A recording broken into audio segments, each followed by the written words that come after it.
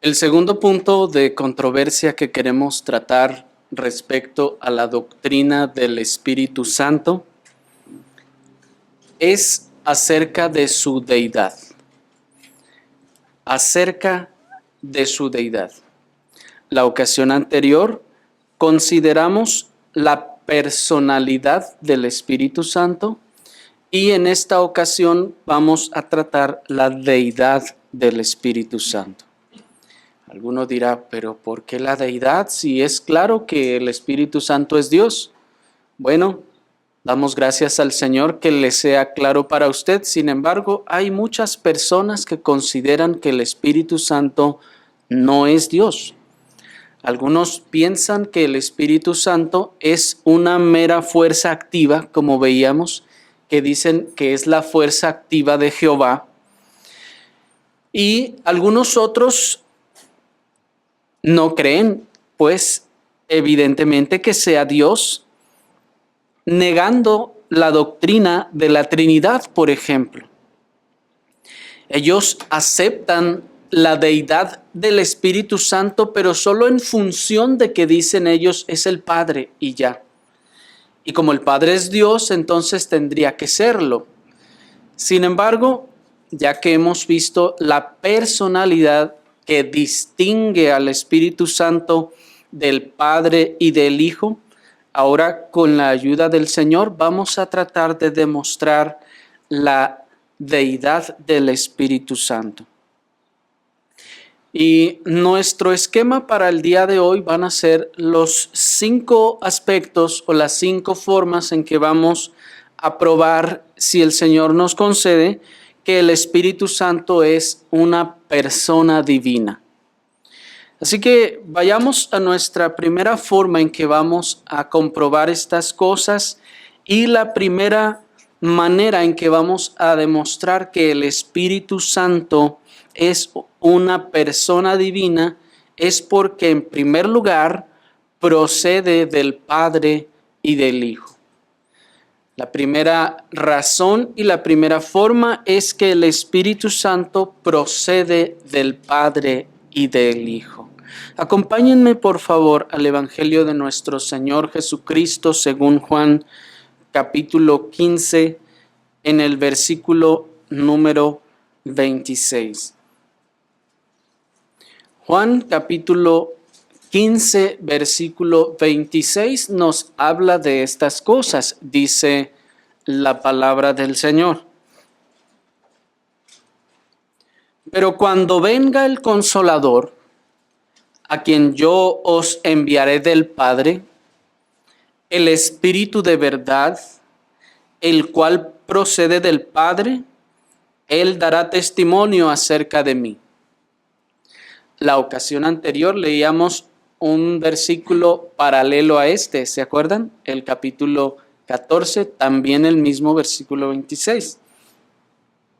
Y en esta ocasión, el Señor Jesucristo les está diciendo a sus discípulos, cuando venga el Consolador, veíamos que este término consolador en el original no se puede utilizar a ningún otro ser o a ninguna otra cosa que no sea una persona.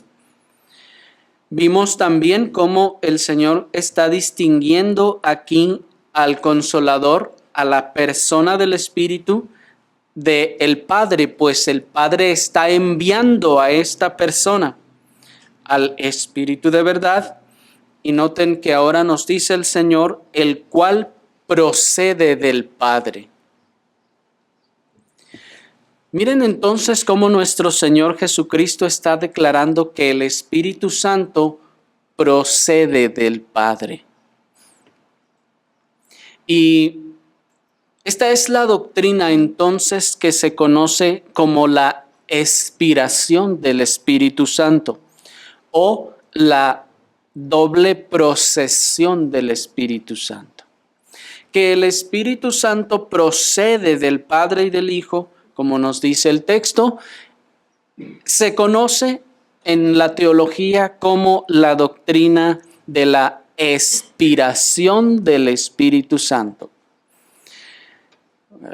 cuando ustedes escuchen esta expresión o la lean en algún lugar, que la expiración del Espíritu Santo, entonces ustedes recuerden que se refiere a la procesión, es decir, de dónde procede el Espíritu Santo, pues el texto nos dice que procede del Padre en este caso. Esta doctrina, como les decía, también se conoce como la doctrina de la doble procesión. ¿Por qué doble procesión? Porque procede del Padre y del Hijo. Y vamos a ver cómo. ¿A qué nos referimos entonces con la doctrina de la expiración del Espíritu Santo más exactamente? Bueno, en términos generales y en palabras de un teólogo del siglo pasado, cito: la expiración del Espíritu Santo es ese acto eterno y necesario de la primera y la segunda persona de la Trinidad, por el cual ellas, dentro del ser divino, se convierten en el fundamento de la subsistencia personal del Espíritu Santo y ponen a la tercera persona en posesión de toda la esencia divina, sin división, sin alineación o cambio alguno. Termina la cita. Estas palabras lo que nos están diciendo es que la doctrina de la expiración no es otra cosa que ese acto necesario, nos dice, de la primera y la segunda persona de la Trinidad, por medio del cual, por medio de este acto que hacen ellos se convierten en el fundamento de la subsistencia personal del Espíritu Santo. Recuerdan que en la ocasión anterior vimos lo que es la subsistencia, esa distinción individual de la personalidad. La expiración del Padre y del Hijo al Espíritu Santo se convierten entonces en la base de su subsistencia personal y ponen a la tercera persona de la Trinidad en posesión de toda la esencia divina. Recordarán que cuando vimos en Cristología la generación eterna del Hijo, veíamos que esta generación eterna no significa que hubo un momento en el que el Padre engendró al Hijo, ¿se acuerdan? Porque recuerden ustedes que veíamos que es una de las cosas con las que Arrio se confundió y confundía a los demás diciendo que si fue engendrado, entonces hubo un momento en el que no existió. Y utilizando los modelos o las figuras terrenales, entonces él enseñaba la doctrina conocida como el arrianismo.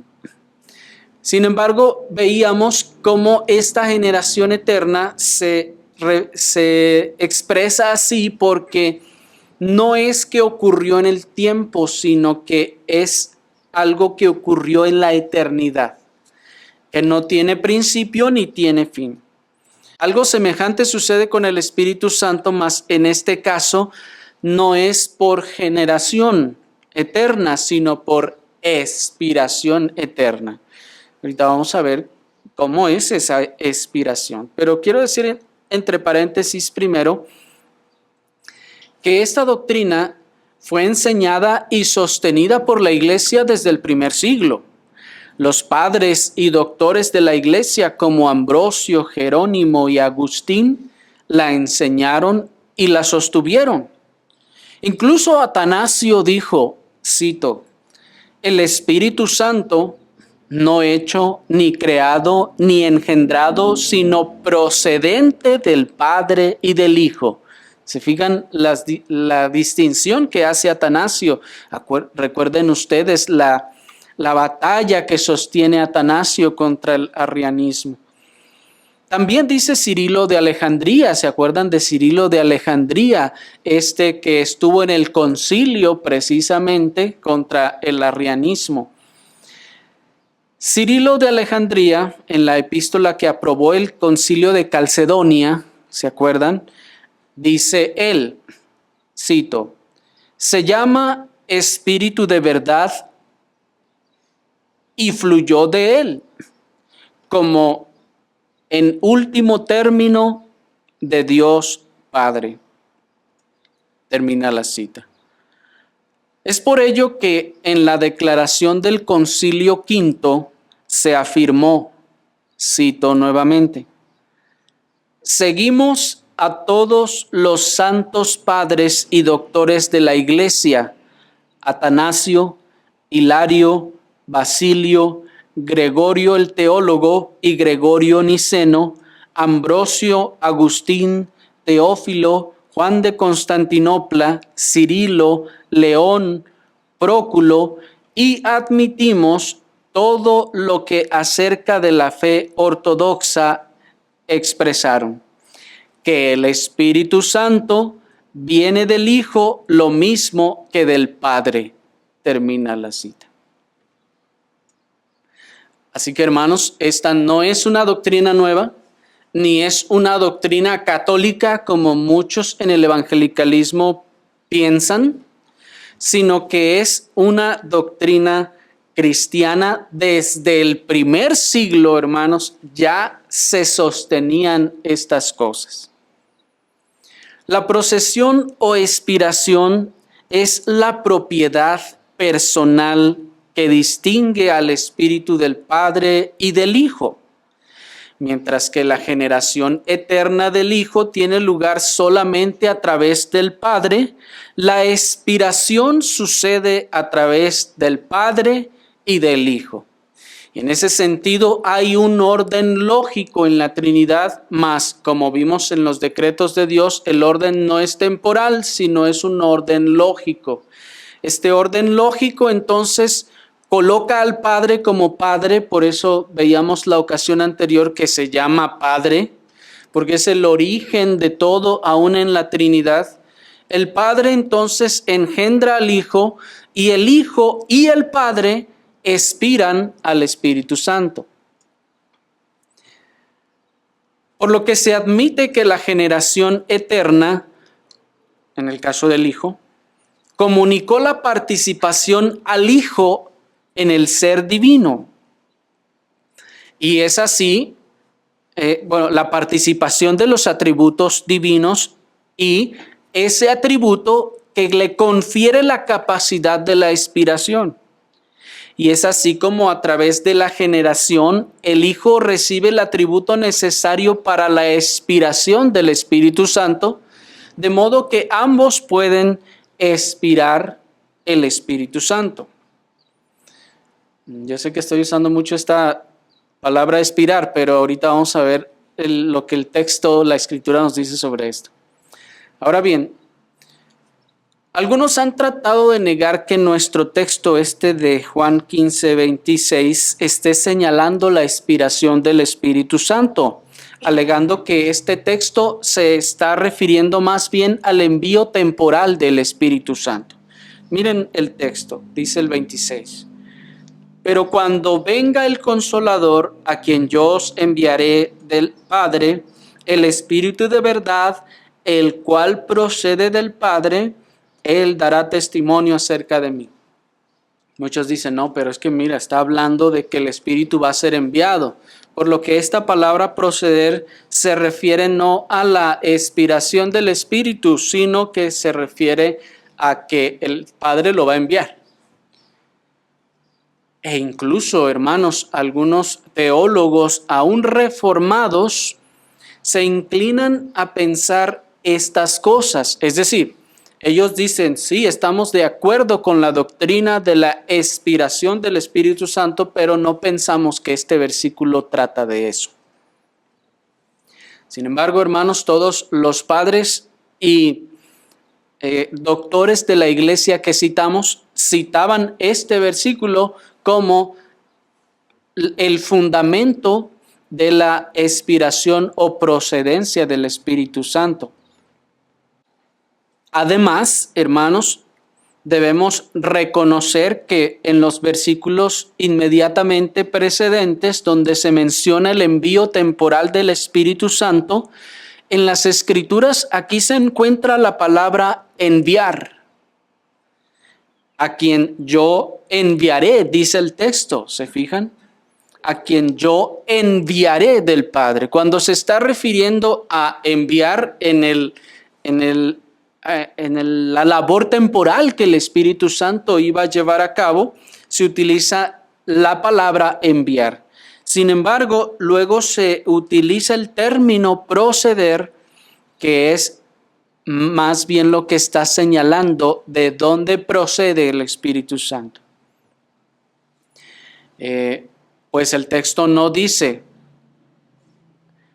cuando venga el Consolador, a quien yo procederé del Padre, o a quien haré que proceda del Padre para que venga el Espíritu de verdad. Se fijan, esta palabra proceder incluso no tiene cabida en el lenguaje temporal de enviar al Espíritu Santo. De igual manera, el texto dice, el cual procede del Padre en tiempo presente, nótenlo. Y no dice, el cual procederá del Padre, como si fuera algo que fuese a enviar, porque el envío en este caso está establecido para el tiempo futuro. Pero el texto no está diciendo el cual procederá del Padre y entonces vendrá a ustedes. No, sino la expresión está dada en tiempo presente, como si aún estuviese procediendo del Padre. Por lo tanto, el verbo usado en tiempo presente está haciendo la referencia al acto eterno de la expiración divina. Ahora bien, otros, no teniendo más remedio que admitir la expiración del Espíritu Santo enseñada en este texto, enseguida niegan la procedencia del Hijo. Es decir, dicen, bueno, está bien, ahí sí dice que procede del Padre, pero ¿por qué dicen que también procede del Hijo? Bueno, tres formas son en las que podemos comprobarlo. En primer lugar, si el Espíritu no procede del Hijo, entonces hay un punto en la deidad donde el Hijo y el Espíritu Santo no se afectan mutuamente, sino que están separados. Entonces, su unidad sería solo indirecta a través del Padre. ¿Me siguieron? De hecho, esta es la razón, hermanos, por la que, y hoy en día el evangelicalismo se asusta con eso, pero esta es la razón por la que encontrábamos en la iglesia de los siglos pasados figuras en donde se colocaba una figura parecida a un triángulo. ¿Han visto esa clase de figuras? Por ejemplo, hay una figura que está así como que sube, luego baja y luego hace como si fueran óvalos, tres óvalos así unidos, pero que es un solo trazo. Se utilizaba para poder, de alguna forma, para también los que no sabían del todo leer y escribir, dar una idea de esa interrelación de las tres personas de la Trinidad. Porque si el Espíritu Santo no procediera del Hijo también y solo procediera del Padre, entonces tenemos al Padre engendrando al Hijo por un lado, eternamente ya vimos, y expirando al Espíritu Santo por otro lado, y entonces el Espíritu y el Hijo quedan sin conexión entre ellos, ¿me explico? No habría una correlación entre ellos, sino a través del Padre. En cambio, como vamos a ver en lo sucesivo, hay una relación tan estrecha entre la obra del Espíritu Santo y la obra de Cristo, por la que, como veíamos, la obra se llama, o la presencia se llama del Espíritu de Cristo. ¿Por qué? Porque el Espíritu Santo y Cristo guardan una relación tan cercana en su obra que en la Escritura encontramos que se interponen el lenguaje una y otra vez. En segundo lugar, el Hijo envía al Espíritu Santo en el tiempo. Él no podría hacer esto si el Espíritu tampoco procediera de él eternamente, ya que el orden de la actuación en la Trinidad sigue el orden de existencia entre las tres personas. ¿Qué es lo que estamos diciendo aquí? Que en la economía de la Trinidad, el Hijo procede del Padre y en este sentido el Hijo se sujeta al Padre de manera económica. ¿Recuerdan ustedes lo que significa económico? En ese sentido, entonces, no es al revés. El Padre no se sujeta al Hijo en el sentido económico, sino el Hijo al Padre. Ahora, en ese mismo sentido económico, el Espíritu Santo no podría sujetarse al Hijo, no podría haber sido enviado por el Hijo si no procediera de él en ese orden que existe en la Trinidad. Y en tercer lugar, al Espíritu se le llama el Espíritu del Hijo y el Espíritu de Cristo, tanto como el Espíritu del Padre, señalando entonces también su procedencia. Y eso ustedes lo pueden leer en Gálatas 4:6, en Romanos 8:9, Filipenses 1:9. Pero vamos a avanzar. Ahora bien, antes de dejar este primer punto, quisiéramos explicar un poco cómo es esto de la expiración del Espíritu Santo y cómo esto comprueba su naturaleza divina. Esta procedencia de la que nos habla nuestro versículo, les decía que es llamada expiración debido a que, como veíamos ya, mientras que el Hijo fue engendrado eternamente, el Espíritu es expirado eternamente. El Salmo capítulo 33, versículo 6, si me acompañan rápidamente, encontramos cómo el Espíritu Santo es referido aquí como expirado de Dios. Dice el Salmo 33, 6. Por la palabra del Señor fueron hechos los cielos y todo el ejército de ellos por el aliento de su boca. ¿Se fijaron? Por la palabra del Señor fueron hechos los cielos y todo el ejército de ellos por el aliento de su boca.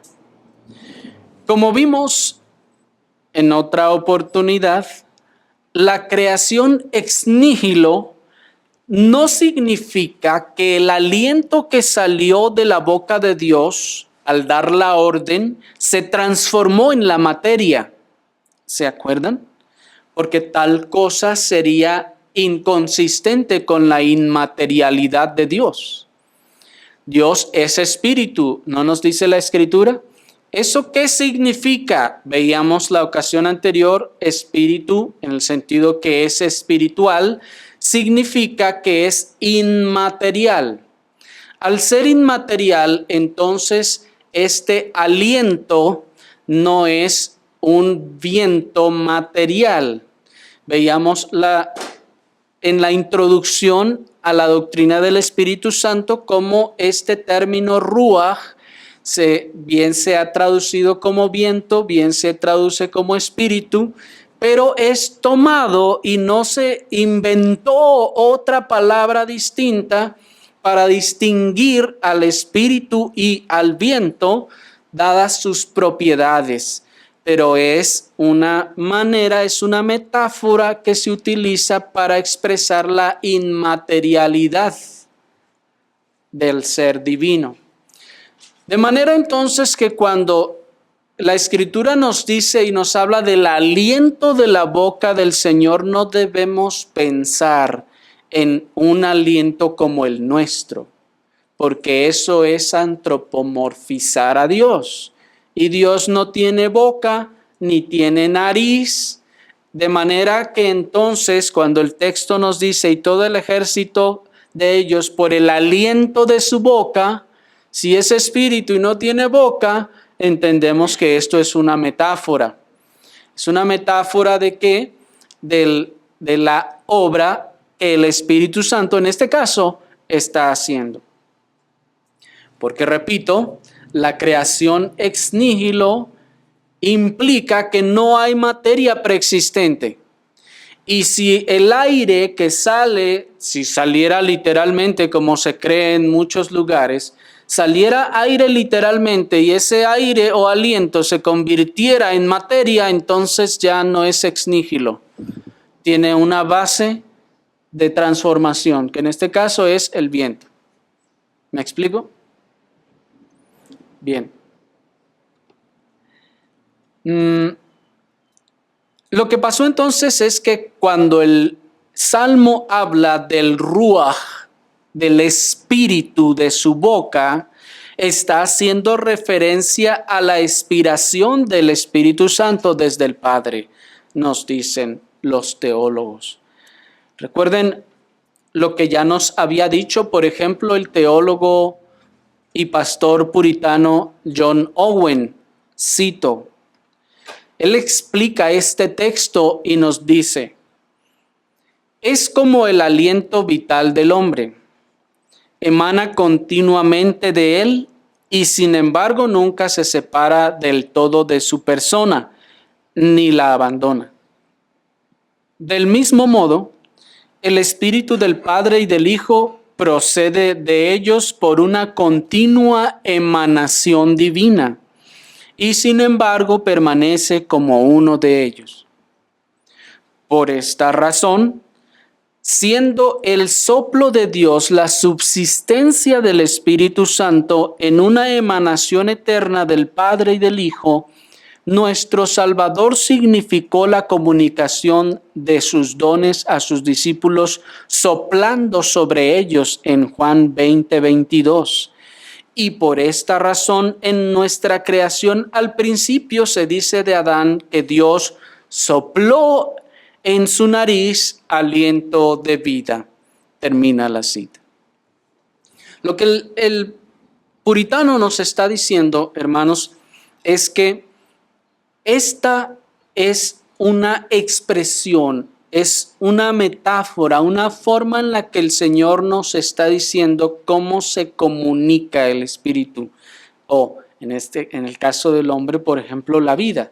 Leemos en Génesis 2:7 cuando el Señor sopló en la nariz del hombre aliento de vida, pregunta, ¿significa que entonces Dios tenía boca y le hizo y ese cuerpo que estaba allí recibió el aire, el viento que salía y ese viento le dio vida? No, es una expresión con la que el Señor nos está diciendo que de Dios emanó el espíritu que se convirtió en el ser vivo de Adán. ¿Me explico? Y nos dice que esta es la razón por la que también nuestro Señor Jesucristo en Juan 20:22 les dice a los discípulos, sopla y les dice, reciban el Espíritu Santo. Porque otra vez como otra forma, como la forma típica en la que Dios expresa, manifiesta por medio de esa metáfora como emana de él todo lo que se comunica de él. Y esto nos dice el teólogo, ocurre con el Espíritu Santo, que es una emanación divina de manera permanente y eterna.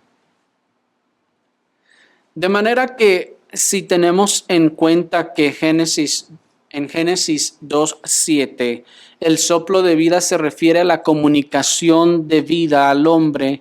Por consiguiente, entendemos que la expiración confiere al Espíritu no solo su subsistencia personal, sino también su nombre.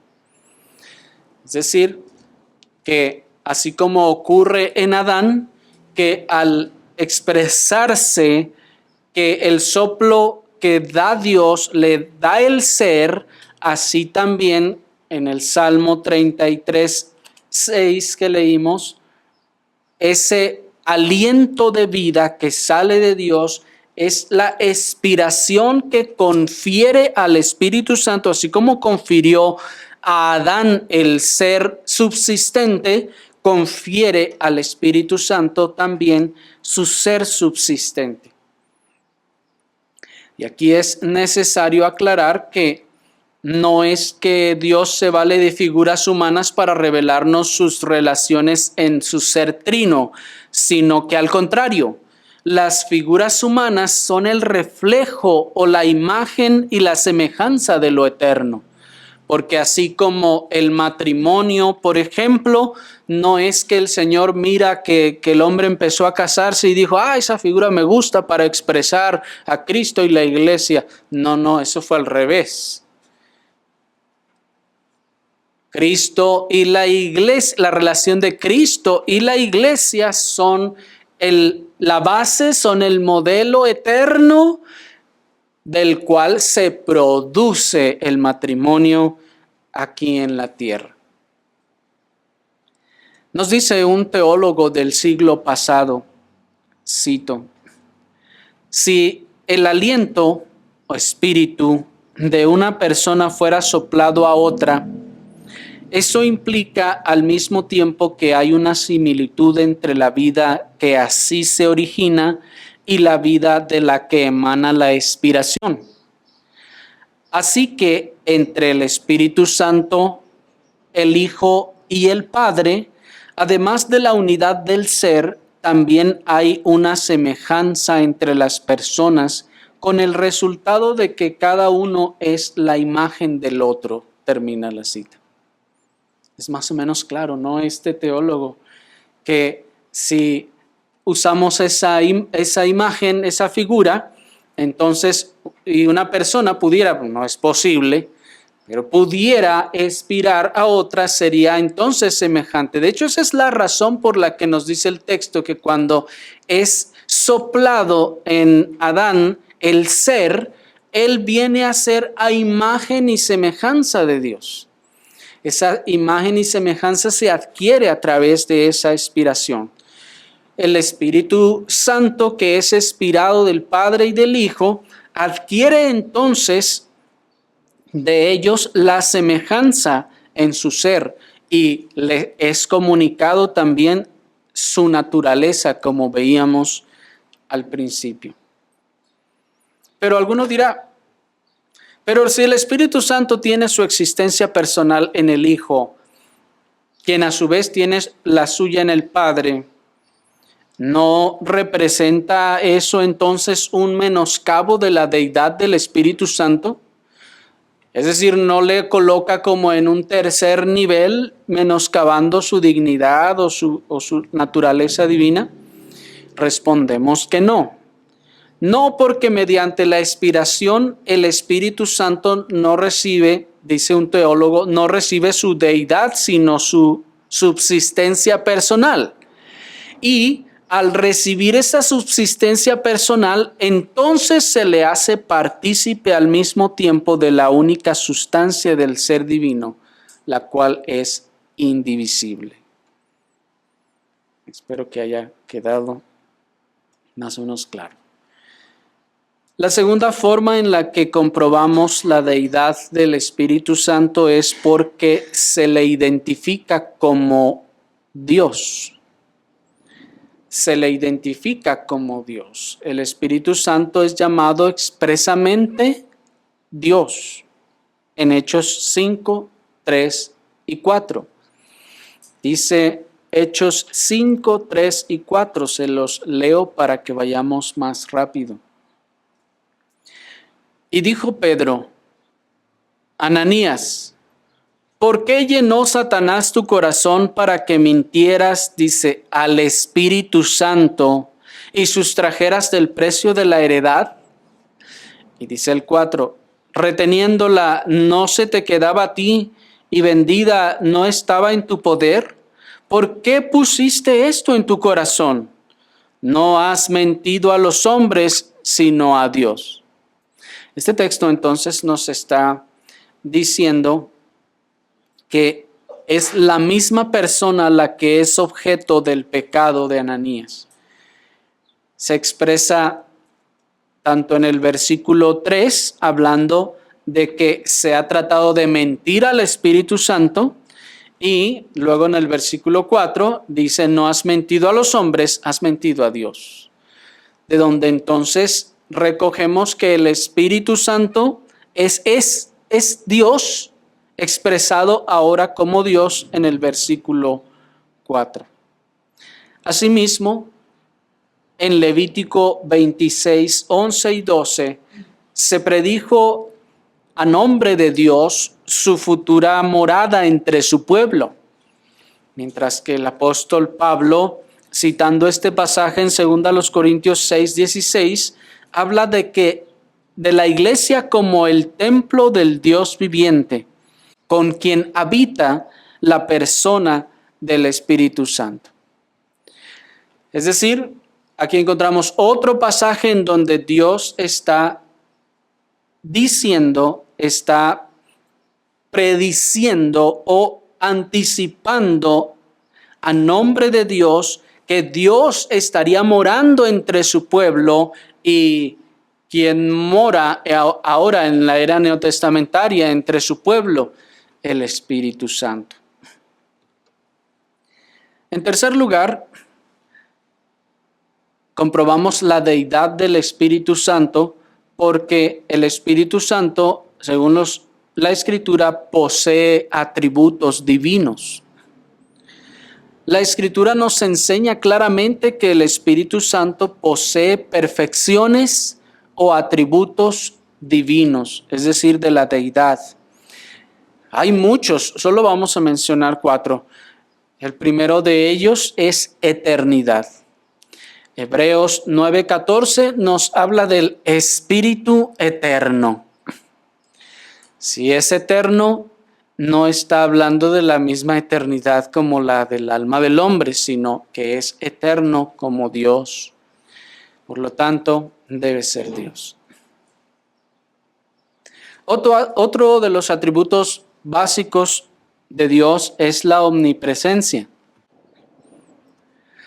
Y el Espíritu Santo también posee omnipresencia. Dice el Salmo 139, versículos 7 y 8. ¿A dónde me iré de tu espíritu? ¿Y a dónde huiré de tu presencia? Noten que el Espíritu Santo entonces aquí es descrito como omnipresente. Está en todas partes y esto es un atributo divino. Si tiene un atributo divino, entonces es Dios. Porque como veíamos cuando veíamos los atributos de Dios, estos atributos que estamos mencionando, los que vamos a mencionar, son exclusivos de la naturaleza divina. Veíamos que hay algunos otros atributos que son comunicables, pero estos que estamos mencionando son exclusivos de la naturaleza divina. La eternidad, la omnipresencia, la omnisciencia. El Espíritu Santo es omnisciente. Nos dice 1 Corintios 2:10. El Espíritu todo lo escudriña, aún lo profundo de Dios. Y como veíamos la ocasión anterior, esto implica que tiene la misma mente de Dios. Para poder escudriñar hasta lo más profundo, la mente más infinita y sapientísima, hay que tener la misma mente infinita y sapientísima. De otro modo no podríamos entender. ¿Me explico? Otro de los atributos incomunicables, exclusivos de la naturaleza divina, es el atributo de la omnipotencia. Bueno, en el anterior, ustedes si quieren anotar, hay otros textos que nos hablan sobre la omnisciencia del Espíritu Santo, que es Juan 16:13 y segunda de Pedro 1:21. Con respecto a la omnipotencia, nos dice Job 33:4. El soplo del omnipotente me dio vida. Esto nos está diciendo entonces que es el Espíritu de Dios. Vamos a ver, el Espíritu Santo es el que le da esta vida, pues dice, el Espíritu de Dios me hizo y el soplo del omnipotente me dio vida. Este Espíritu de Dios que lo hizo, nos está diciendo Job, es omnipotente. Y esto pues solo por mencionar los atributos que son exclusivos de la naturaleza divina. La cuarta forma en la que comprobamos que el Espíritu Santo es Dios, es que hace obras divinas. La cuarta forma en que comprobamos que el Espíritu Santo es Dios es que hace obras divinas. De igual manera, la Escritura también nos revela que el Espíritu Santo realiza obras divinas como les voy a mencionar solamente 12 obras divinas que hace el Espíritu Santo. Hay más y tuve que recortarlas para no usar más tiempo. La primera de ellas es que crea. El Espíritu Santo crea. Dice Génesis 1:1 y 2. En el principio creó Dios los cielos y la tierra estaba desordenada y vacía, y las tinieblas estaban sobre la faz del abismo, y el Espíritu de Dios, miren, el Espíritu de Dios se movía sobre la faz de las aguas. ¿Cómo este texto está demostrando que el Espíritu Santo está creando? El texto dice, el Espíritu de Dios se movía sobre la faz de las aguas. Y aquí encontramos al Espíritu Santo operando en la obra de la creación. ¿O pensaban ustedes que cuando el texto dice se movía, significaba que solo estaba ahí meciendo las aguas el Espíritu Santo? Pensábamos que cuando el texto dice que se movía sobre la faz de las aguas, es que nomás estaba ahí descansando sobre las aguas apaciblemente, nomás dando vueltas de allá para acá, ociosamente. Pero teníamos esa idea, ¿verdad? Pensábamos que cuando el texto dice que el Espíritu se movía sobre la faz de las aguas, pensamos que nomás estaba ahí dando vueltas de allá para acá, y ahora para allá, y ahora para acá, y ya. Pero no, hermanos, aquí se están expresando los movimientos u operaciones del Espíritu Santo. Este moverse es el movimiento u operar activo del Espíritu Santo en la creación. Esto también se comprueba en el Salmo 33:6 que leímos. Por la palabra del Señor fueron hechos los cielos, miren, y todo el ejército de ellos por el aliento de su boca. Que vimos es el Espíritu Santo. Este texto bien habría podido ser traducido y todo el ejército de ellos por el Espíritu de su boca. El Espíritu Santo que procedió de él. En ese sentido, nos dice el teólogo John Gill, ahora bien, aunque la creación de los cielos se atribuye al Verbo y su hueste al Espíritu, no debemos suponer que una persona tomó una parte y otra persona otra parte en la creación, sino que todos ellos, Padre, Verbo y Espíritu Santo, estaban conjuntamente involucrados en todo. Esta es la razón por la que les decía que en muchas iglesias antiguas, protestantes incluso, encontramos figuras de tres, ya sea círculos o formas combinadas las tres, expresando esta labor conjunta entre las tres personas de la Trinidad. Porque la Escritura nos dice que Dios el Padre, dice Génesis 1:1, en el principio creó, ¿quién? Dios. Y en este caso Dios está refiriéndose al Padre. Pero también Juan 1:1 nos dice que todas las cosas fueron creadas ¿por quién? Por el Verbo, por la palabra, ese Verbo que se hizo carne, por Cristo.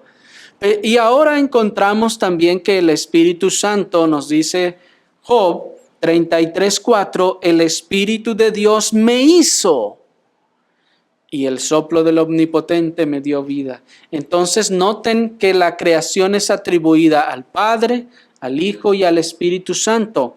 En este caso no es porque, como dice el unitarismo, sean lo mismo, sino porque están trabajando conjuntamente.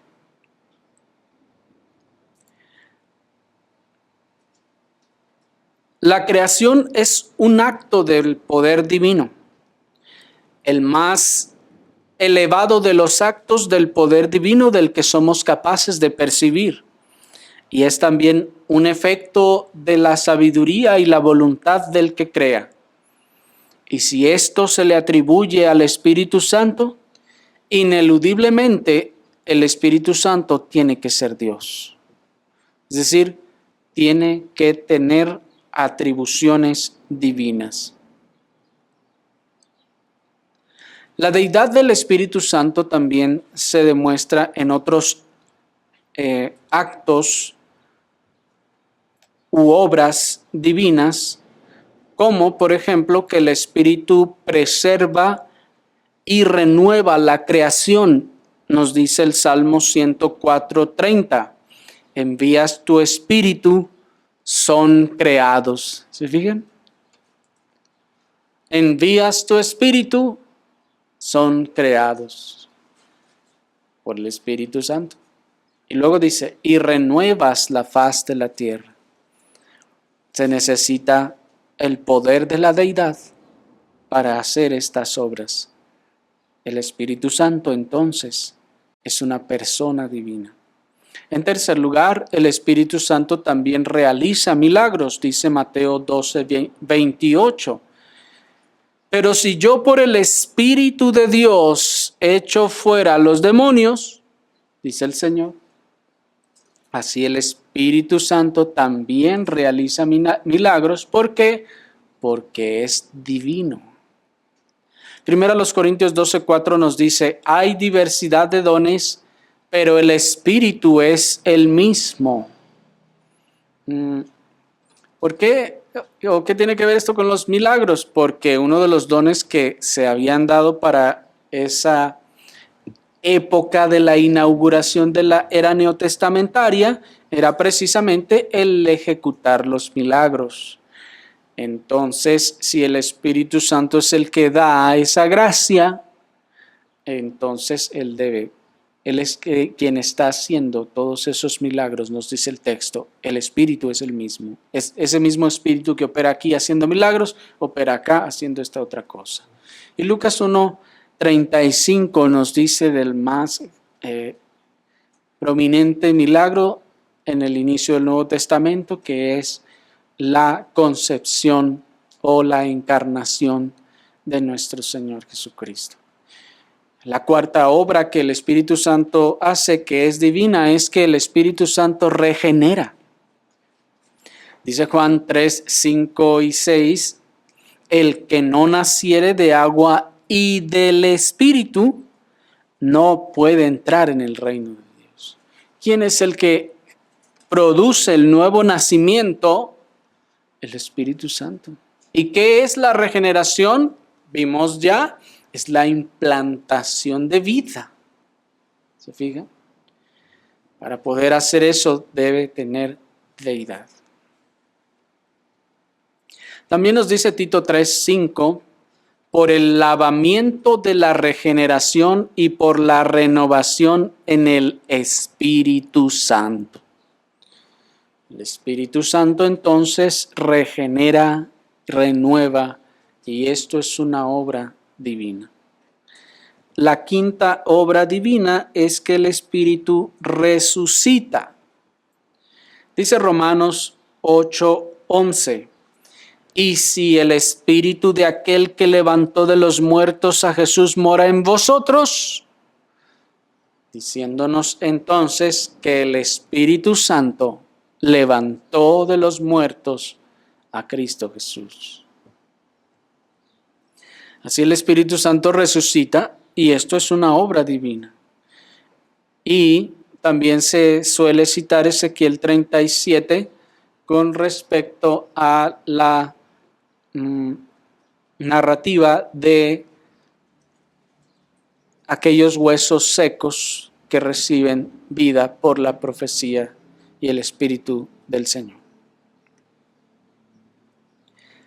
La sexta obra divina es que el Espíritu ungió y capacitó a Cristo a lo largo de su ministerio terrenal y en la hora de su muerte.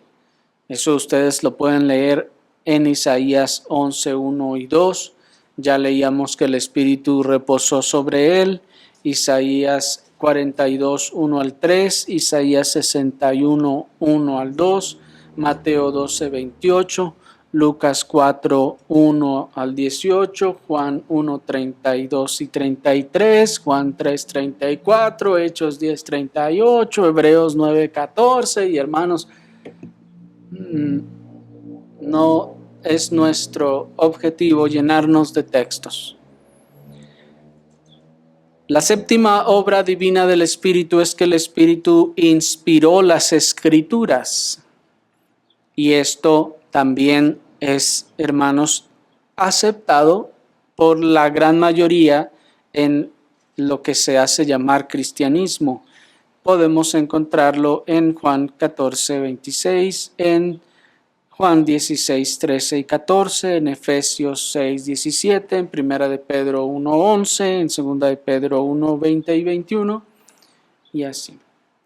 La octava obra divina que hace el Espíritu Santo es que el Espíritu Santo convence al mundo de pecado, justicia y de juicio, nos dice Juan 16, 8 al 11. Para poder convencer de pecado se necesita poder divino. La novena obra divina que hace el Espíritu es que el Espíritu gobierna y edifica la iglesia. Esto lo encontramos en Hechos 13:2, Hechos 15:28, Hechos 20:28 y Efesios 2:22. La décima obra divina es que el Espíritu Santo santifica. Primero a los Corintios 6:11 nos dice, ya habéis sido santificados, ya habéis sido justificados en el nombre del Señor Jesús y por el Espíritu de nuestro Dios. El Espíritu Santo es el que opera la santificación en los creyentes, y esa es una obra divina. También lo podemos leer en Romanos 15:16 y en Gálatas 5:16 al 18. En onceavo lugar, la onceava obra divina que el Espíritu Santo hace es que da dones al creyente, como podemos leer en 1 Corintios 12:1 al 11. Y la última, hermanos, y no porque no haya más, sino porque ya quisimos pararle aquí, es que el Espíritu intercede por los creyentes. Romanos 8:26 al 27. Para poder interceder ante el trono de la gloria, tiene que ser Dios. Tiene que poseer deidad. Y en quinto y último lugar, hermanos, el Espíritu Santo es una persona divina porque se le atribuyen honores divinos.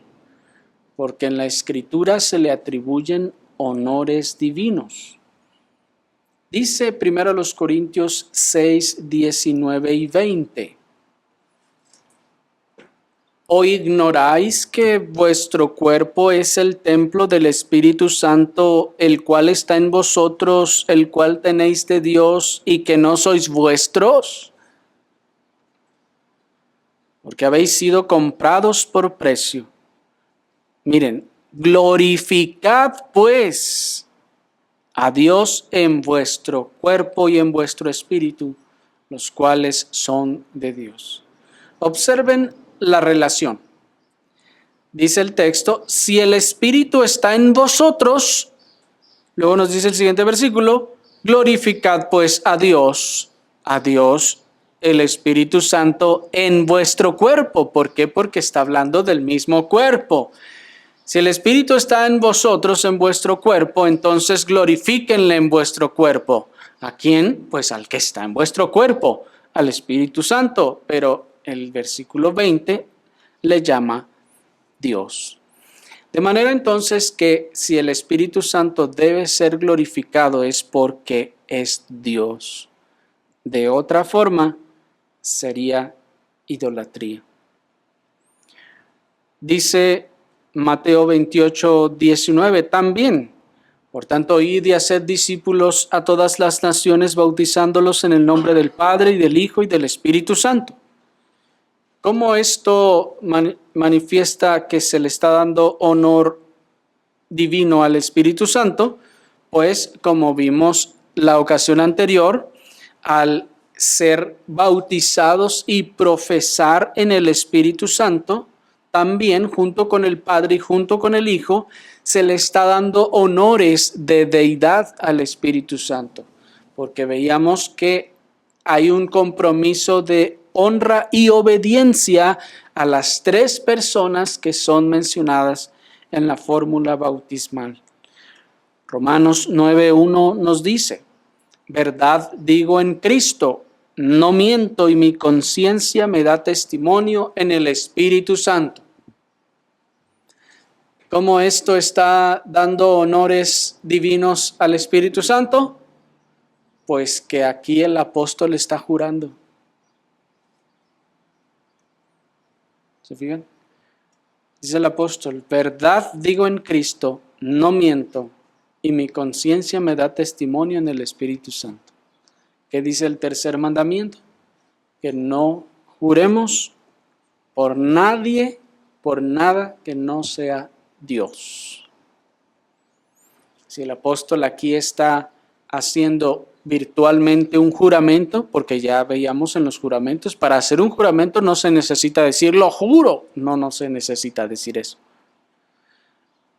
Las fórmulas juramentales que hallamos en el Nuevo Testamento es cuando los apóstoles dicen, llamo a Dios por testigo de mí, de lo que digo, de mi conciencia, que esto es así. Pongo a Dios por testigo, y cuando se habla de testimonio de Dios, se está haciendo un juramento.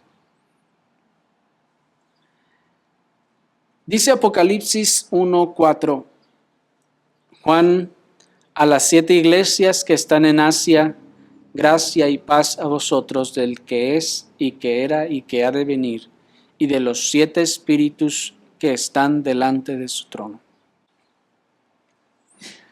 Ya vimos cuando veíamos Apocalipsis que estos 7 espíritus de Dios son el Espíritu Santo.